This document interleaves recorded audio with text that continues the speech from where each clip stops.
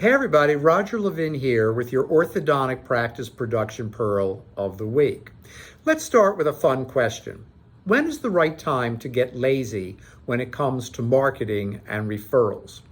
So every Monday we have our national consultants meeting, and I love talking to these folks. I call them the brain trust because they are so experienced and they have great ideas. And I often bring my research questions to them to get their insights. And one of the questions that came up, not from me, it was about a client who had just joined us, was when is the right time to be lazy? Because right now we know there's more competition in ortho, there are more orthodontists, general dentists are doing more aligners, but don't forget, they're still referring $3.6 billion a year in orthodontic practice revenue to orthodontic practices. So yes, they're doing more, but they're still referring a lot. Okay, putting that aside, we've talked about that in the past.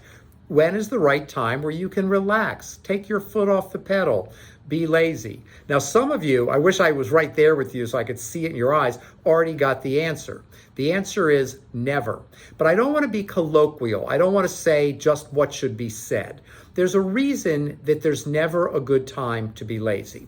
Because in bad times, people react. Okay, I'm going to get going. I'm going to do more marketing. I'm going to overhaul our strategies. I'm going to bring in that Levin Group recommended professional relations coordinator, 16 to 20 hours a week, so we can really carry this out. And I'm moving. Okay, that's human nature. When things are scary or bad things happen, we get moving. We seek resources, we seek expertise, we seek guidance, and we're ready. We're motivated to move. But then there are those neutral times, not growing, not declining. And then there are those good times, I'm growing. And the answer is it's still not a good time to be lazy in those neutral or good times because we live in a world of uncertainty. And if you really think about it, we've had 17 recessions since 1920, a Great Depression, a World War, lots of small wars, and now a pandemic. And we have lived more in uncertainty than certainty. And yet, there are practices and businesses that find ways to grow and be successful even in uncertain times. But you never know when uncertainty is coming.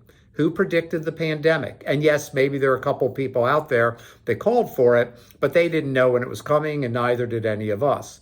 Who predicts the next recession? It doesn't announce itself arriving on May 20th of next year. So in reality, if we are taking our foot off the accelerator, if we're being lazy, and I don't mean lazy in a big critical way, we're going to get caught short, and then we have to play catch up, and catch up gets harder and harder. So what we want to do is really focus on never being lazy, having a great marketing program, firing on all cylinders, maxing out the potential, new creative strategies, managing against data, the number of phone calls we get from new patients, the number of referrals we're getting, the number of patients that start. So I end with, when is a good time to be lazy? The answer is never.